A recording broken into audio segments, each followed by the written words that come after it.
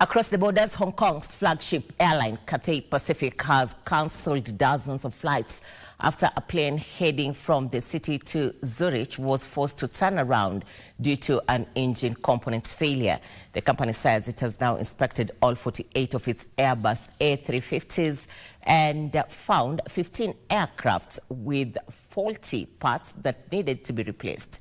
Details of this and other stories in news from around the globe. The Airbus A350s Trent XWB-97 engines were made by British engineering giant Rolls-Royce.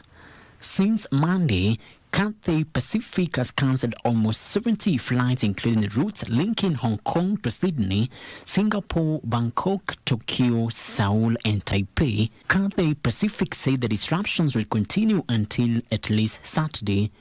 While apologizing for the inconvenience caused by the disruption, the airline said that safety of its customers and people guides every decision made. Meanwhile, UK shares dropped on Wednesday morning following falls in Asian and US markets as concerns grow about the world's largest economy. Data showed US manufacturing activity remains subdued, with investors now focused on US jobs figures due on Friday. The UK shares drop hit American chip giant Nvidia particularly hard, slumping by almost 10% as optimism about the boom in artificial intelligence dampened.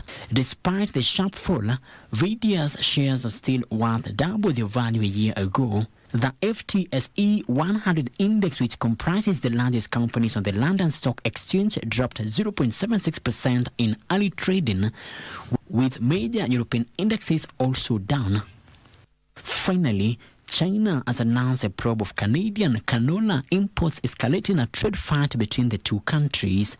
The move, which could lead to tariffs on a key Canadian export, came a week after Canada said it would impose new border taxes on Chinese-made electric vehicles, steel and aluminium. Beijing also said it would file a complaint with the World Trade Organization over the EV tariffs, which it criticized as discriminatory and unilateral. Canada's Minister of Agriculture said plans for the canola investigation were deeply concerning, and the government was closely monitoring the situation. Frederick Mwoki for Lunchtime News.